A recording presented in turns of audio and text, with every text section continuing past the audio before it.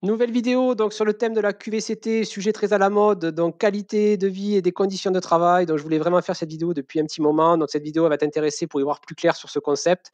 Elle va aussi te permettre de un peu te positionner par rapport à ça si tu en entends parler dans ton entreprise, ou peut-être que si tu es manager et qu'on t'a voilà, on t'a refilé le bébé comme on dit entre guillemets, ou alors si tu es dirigeant et que tu t'intéresses à ce sujet. Donc reste bien là. Tu vas aussi comprendre pourquoi j'ai mis un titre avec le poulailler, hein, ça tu verras un peu plus bas, mais voilà, pour moi c'est une image que j'aime bien utiliser pour expliquer la QVT. Donc, tu l'as compris, vidéo de vulgarisation, parce qu'encore une fois, tu vas trouver beaucoup de contenu sur la QVCT, mais c'est du contenu qui n'est pas toujours simple, on va dire. Et puis voilà, moi, je voulais t'en parler de façon un peu plus détendue. Donc, c'était vraiment l'objet de cette vidéo. Donc voilà, donc on va revenir sur ce terme vraiment très important et très à la mode. Donc on va voir effectivement dans un premier temps ce qu'est, ce que n'est pas la QVCT.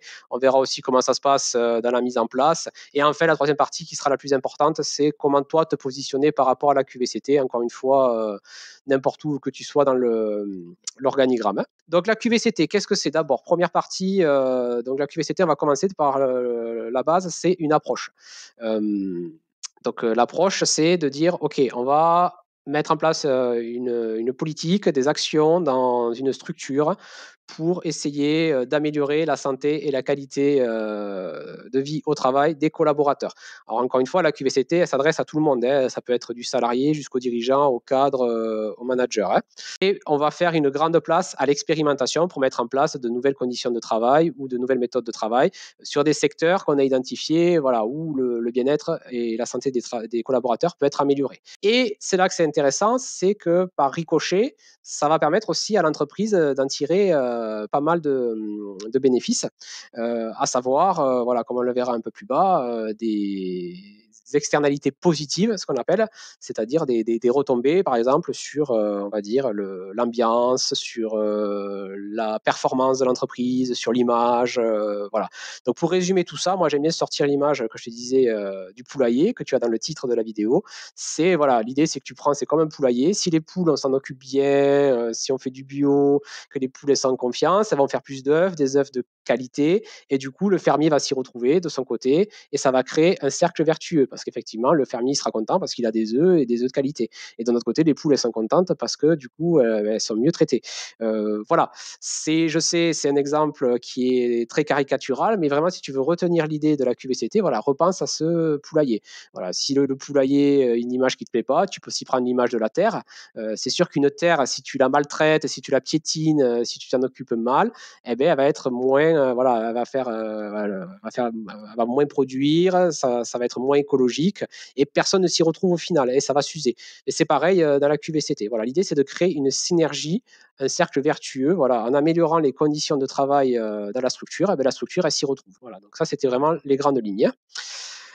Donc la QVCT, il y a trois principes importants dedans. C'est qu'il va y avoir, donc, comme je te disais, cette logique gagnant-gagnant, hein, ou de système voilà, vertueux. Il va y avoir aussi le fait que c'est une démarche horizontale. Voilà, c'est la QVCT, c'est pas quelqu'un dans l'entreprise, hein, un manager ou un RH ou le dirigeant qui va dire ben, pour la QVCT, on fait ça. Non, la QVCT, c'est vraiment une approche collective et globale. Voilà, l'idée, c'est d'associer un maximum d'acteurs, du coup. Et voilà, donc il faut qu'on sorte de la logique verticale pour aller vers la logique horizontale.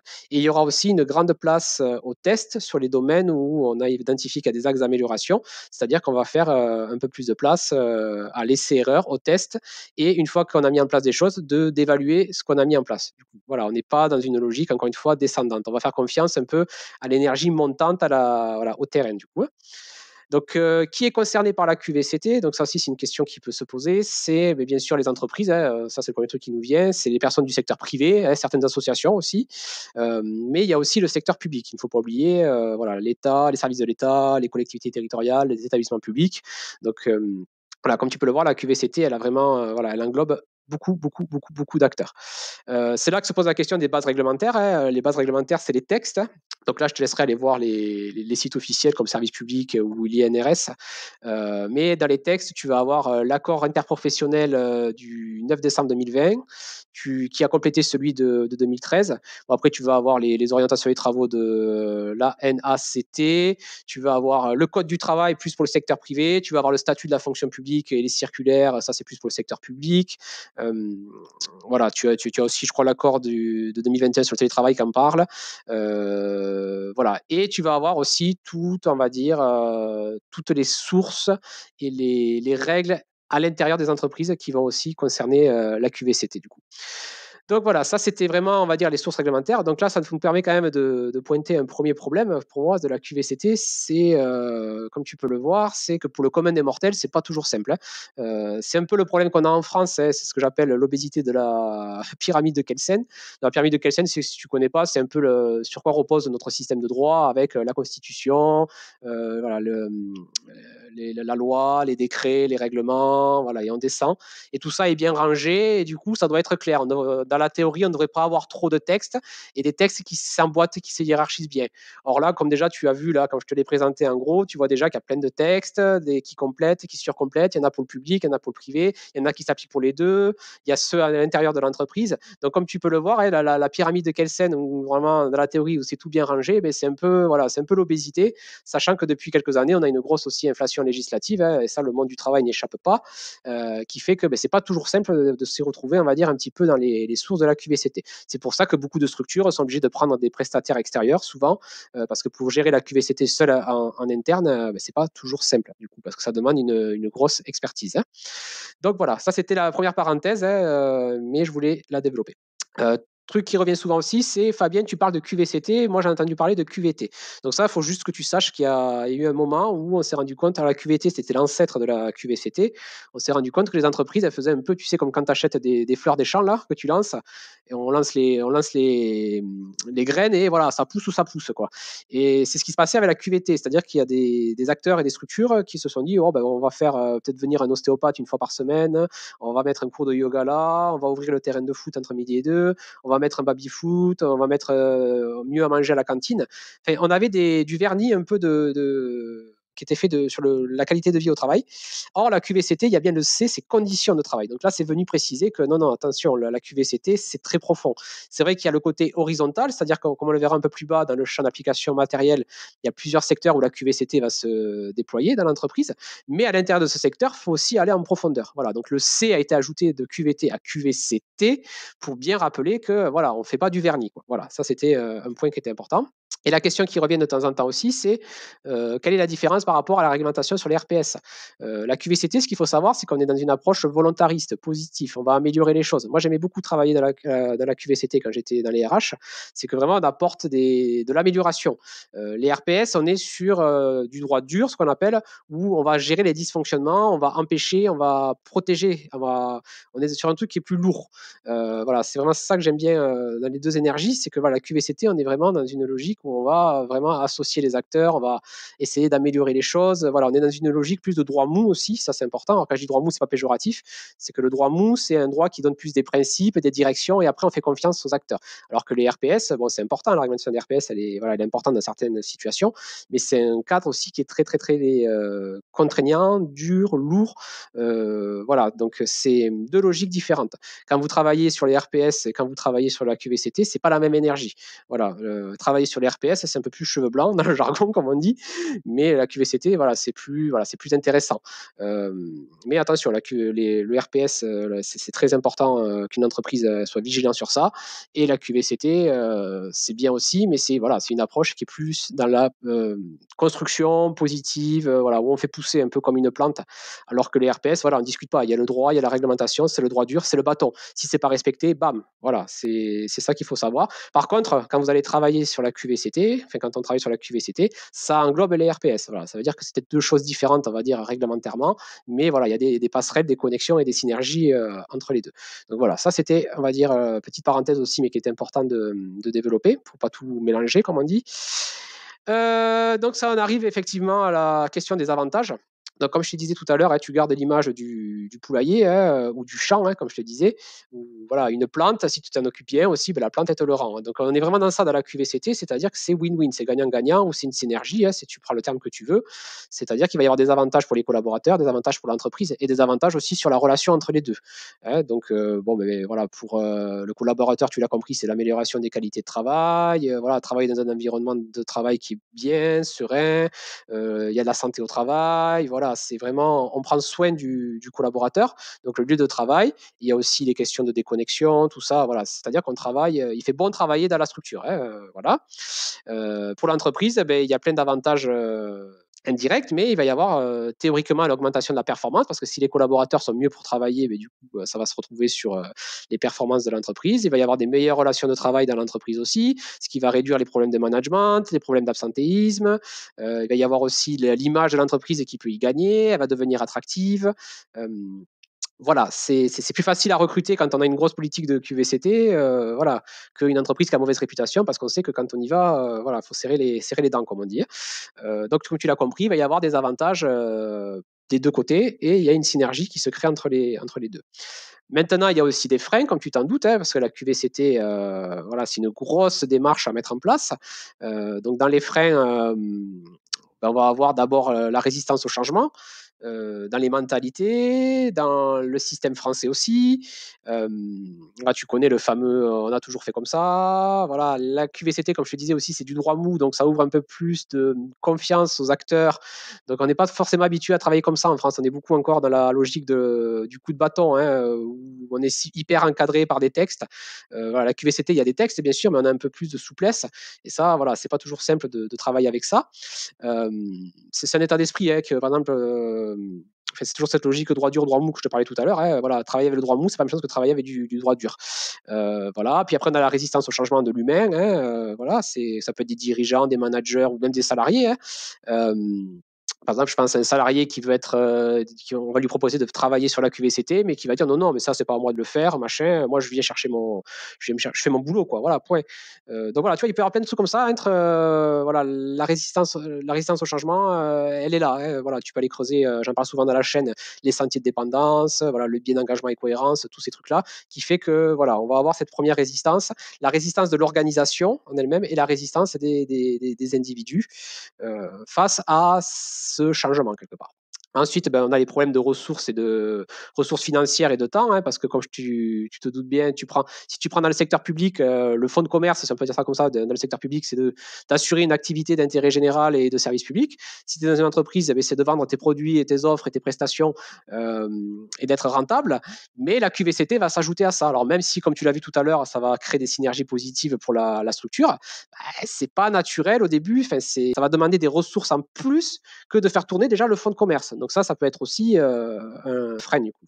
Voilà, c'est pour ça que souvent les entreprises ont du mal à trouver les ressources, ou il faut aussi faire appel à des prestataires extérieurs. Voilà. Bon, dans les freins aussi, je le redis ce que j'ai dit tout à l'heure, on a voilà, cette complexité, on va dire, voilà, le droit français qui est toujours dans sa splendeur, voilà, qui a du mal à faire des choses simples et à pas multiplier les sources. Donc voilà, on a vu quelques freins, donc ça, tu as compris. Tout ce qui est novateur, quelque part, ben, ça met un peu de temps, effectivement, à se mettre en place, souvent. Et il y a des résistances et voilà, des problèmes de ressources. Enfin, ça, tu connais ça. Voilà, maintenant, peut-être que tu dois te dire, oui, mais Fabien, là, tu nous fais une présentation, c'est un peu le monde des bisounours. Voilà, je sais bien que la QVCT, toutes les structures n'en sont pas au même endroit. Voilà, ça, on y reviendra un peu plus bas. Ça sera d'ailleurs un point de vigilance que tu pourras regarder toi personnellement. Mais voilà, c'est un peu comme les bottes de foin à la campagne. Bon, en général, la QVCT, c'est dur à démarrer, il faut la pousser, la botte. Et après, ben, dans le meilleur des cas, ça continue de rouler. Et de temps en temps, on remet un petit coup. Euh, mais dans certains cas, voilà, c'est dur à lancer ou ça s'arrête. Voilà, c'est un des écueils aussi qu'il y avait dans la QVT qui avait été souligné, c'est que beaucoup d'entreprises lançaient des démarches, mais du coup, ça dégonflait, ça tenait pas dans la durée. Donc ça aussi, dans la QVCT, c'est important, c'est qu'on a cette idée d'approche durable. Donc en pratique, ça va donner trois choses à aller voir. Donc le premier, c'est le périmètre matériel, ce que j'appelle, c'est-à-dire sur quoi va porter la QVCT. Donc là, tu as une boussole qui est archi connue, ils appellent ça, bon, moi j'ai mis la fleur, tu as des pétales, tu as 6 pétales, et chaque pétale va du coup renvoyer à un domaine de la QVCT. Donc on a la pétale de l'organisation, du contenu, de la réalisation du travail. Là, on va y trouver tout ce qui est autonomie dans le travail, les moyens pour réaliser le travail, la gestion de l'activité, la répartition de la charge aussi, hein, ça c'est gros débat souvent dans les services. Bon, voilà, on va pas tout détailler. On a la pétale numéro 2. Alors, ce ne sont pas dans l'ordre, hein, mais on a la santé et le bien-être au travail. Donc, ça, voilà, là, on est en plein dedans, hein. C'est là qu'on va retrouver un peu comme on disait, les RPS. On va retrouver les TMS, les troubles musculo-squelettiques. On va retrouver l'aménagement des postes et des lieux. Euh, il peut y avoir l'optimisation des déplacements professionnels. On retrouve un peu du document unique aussi là-dedans. Donc, voilà, là, tu as compris, on est vraiment sur l'individu, sur la santé de l'individu et ses conditions de travail. Voilà. On a un troisième pan qui est le dialogue professionnel et le dialogue social. Bon, là, on est plus dans les relations interpersonnelles, ce qu'on appelle, hein, voilà, les relations au travail, les relations avec les instances, les lieux de pause, les environnements aussi, les événements conviviaux, je vais y arriver. Voilà. On a aussi les compétences et le parcours professionnel. Donc, ça aussi, c'est très important, hein. C'est le côté de. On n'est plus comme avant où on rentrait dans l'entreprise, on restait au même poste quelque part. Non, là, vraiment, on met l'accent sur une politique volontariste et d'évolution des carrières. C'est très important pour les entreprises aujourd'hui parce qu'il y a beaucoup de turnover. Donc, c'est important qu'elles développent cette pétale de la QVCT, c'est-à-dire de vraiment valoriser les personnes à l'intérieur de l'entreprise, leur proposer des évolutions, d'être vigilant aussi quand ils arrivent dans l'entreprise, hein, de ne pas les balancer comme ça, d'avoir vraiment un parcours d'intégration, ce qu'on appelle. Après, on a tout ce qui est plan de formation, former les gens, voilà, les faire changer, les faire évoluer, enfin voilà, tous ces trucs-là qui sont importants et qui vont du coup vachement valoriser les collaborateurs, hein. Ensuite, on a le projet d'entreprise et le management. Donc là, on est un peu dans cette logique-là qui est bien ancrée maintenant, qui commence à être le management horizontal, hein, la clarté des rôles aussi, la transparence sur les politiques de rémunération, les informations, que les informations descendent bien à tout le monde, que tout le monde soit impliqué aussi dans la politique de l'entreprise. Voilà, c'est quelque chose qu'on voit de plus en plus, voilà, de sortir un peu de ce modèle vertical, hein. Bon, ça apporte de nombreux avantages, mais ça en apporte aussi d'autres. Mais ça, j'en parlerai. Ça apporte aussi quelques désavantages, mais ça, j'en reparlerai dans une autre vidéo, hein. Le management horizontal, c'est bien. Il y a vraiment des belles choses à en tirer, mais voilà, ça apporte aussi quand même des petits problèmes.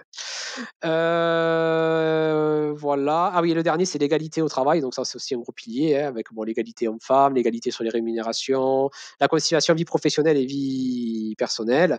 Et après, on a l'inclusion et le handicap. Voilà, sujet qui me tient à cœur de par mon parcours de vie, mais ça, j'en parlerai aussi dans une autre vidéo. Donc tout ça, on va le retrouver là. La pyramide des âges aussi, respecter les anciens dans la boîte et voilà, que ça se passe au mieux avec les jeunes. Voilà, on va retrouver aussi tout ça là-dedans. Donc voilà. Donc maintenant qu'on a vu un peu le périmètre matériel, donc où se passe, voilà, où on va faire de la QVCT quelque part, ben, c'est comment ça se passe pour la mettre en place. Donc là, je ne vais pas rentrer trop dans les détails parce qu'il y a, voilà, il y a plein de possibilités, mais tu peux en gros distinguer les petites structures et les grosses. Bon, après, tu l'auras compris, dans les grosses structures, on aura des process qui sont plus longs, avec plus d'acteurs impliqués souvent, et les petites structures qui, eux, auront, on va dire, l'avantage de la souplesse et auront un process un peu plus léger, mais peut-être auront moins de moyens. Voilà, alors que la grosse entreprise ou la grosse structure, elle aura peut-être plus de moyens, mais va devoir associer plus de monde. Voilà, donc là, on ne va pas faire un long développement, mais tu vas retrouver dedans, comme je te dis, cette logique horizontale où on va essayer d'impliquer un maximum de monde. Donc, dans la QVCT, il va y avoir des salariés, des managers, des cadres qui vont participer, il va y avoir les instances, il va y avoir peut-être les dirigeants, il va y avoir, voilà, c'est vraiment, vraiment d'essayer d'associer un maximum de personnes. Et voilà, donc ça, c'est, on va dire, plus qui la met en place. Et dans la logique de mise en place, bon, là, on va retrouver le système traditionnel avec une partie numéro un, du coup, d'audit, voilà, où on va analyser, on va prendre toutes les pétales de la fleur, là, comme on a vu tout à l'heure, et on va regarder où on en est, faire un état des lieux, voir les besoins. Après, la partie 2 qui va être la phase plus de réflexion, comment on peut améliorer, on va faire un plan, on va poser des idées. Enfin, je caricature, hein, je vais vraiment, encore une fois, c'est une vidéo de vulgarisation. Et après, on a la phase implémentation où là, on va passer à l'action, on va mettre en place euh, avec la logique, toujours pareil, en gardant cette logique d'approche de test et d'expérimentation, hein, ça c'est important. Et la dernière étape qui est le suivi, l'analyse, on voit ce qui a été fait, ce qui a marché, pas marché, et hop, on relance le processus. Et là, on revient toujours à mon image de la botte de foin tout à l'heure, c'est que là, la QVCT, ce qui est important, c'est qu'il faut que ça tourne ce truc. Et c'est comme ça qu'on va améliorer dans le temps.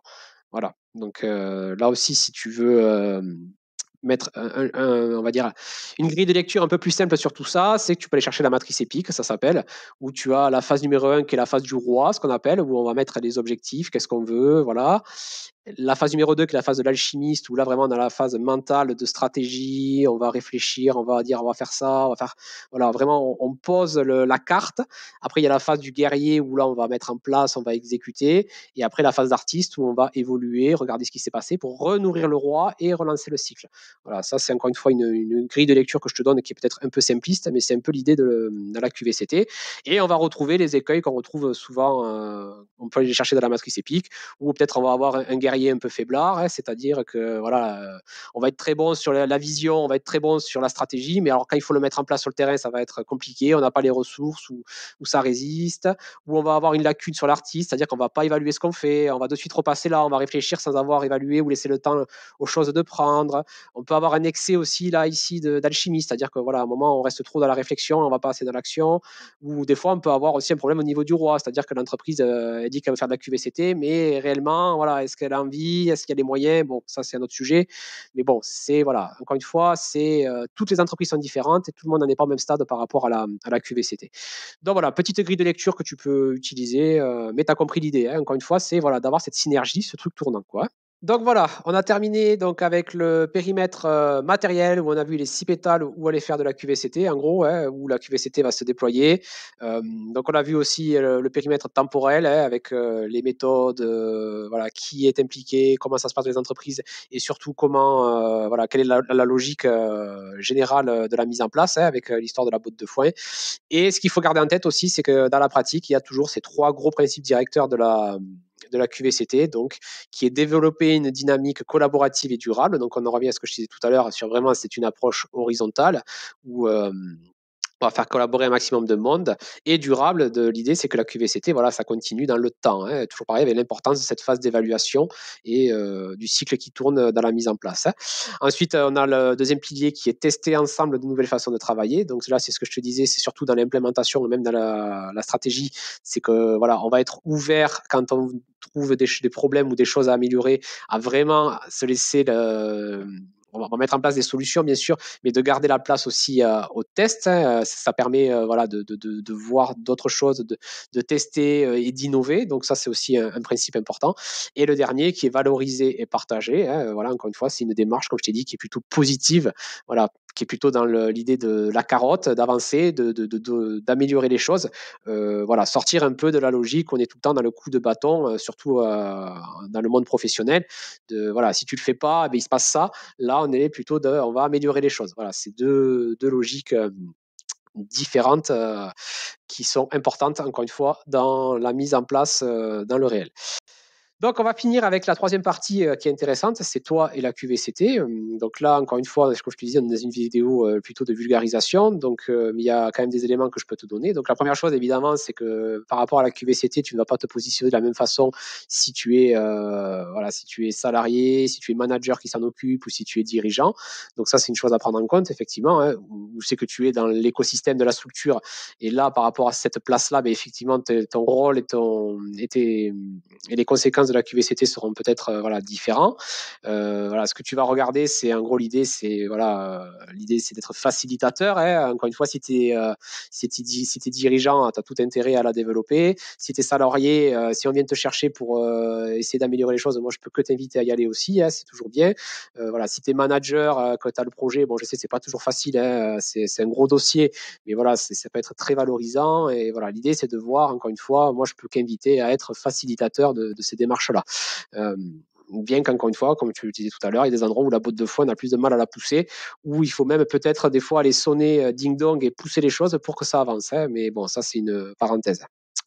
Donc, par contre, ce que tu vas pouvoir faire, c'est, toi, à titre individuel, c'est de regarder un peu ta structure, où c'est qu'elle en est par rapport à la QVCT. Ça peut être fait si tu es dirigeant, si tu es salarié ou si tu es manager. Je te donne un exemple. Si tu es dirigeant, ben ouais, tu vas regarder lucidement où c'est que j'en suis par rapport où c'est où en est ma structure par rapport à la QVCT. Si tu es manager et que tu as le dossier à gérer, ben c'est important aussi d'avoir ce coup d'œil pour te dire, OK, où c'est qu'on en est. Et si tu es salarié, c'est aussi bien parce que tu sais où tu en es. Parce que des fois, voilà, un truc qui vient souvent dans les conversations que je peux avoir avec certaines personnes, c'est ah, je crois que je vais partir parce que dans cette boîte, les conditions de travail sont trop compliquées et l'herbe sera plus verte ailleurs. Donc ça, c'est un boulot que tu peux faire. C'est OK de regarder ta structure où c'est qu'elle en est, du coup, niveau qualité de vie et des conditions de travail.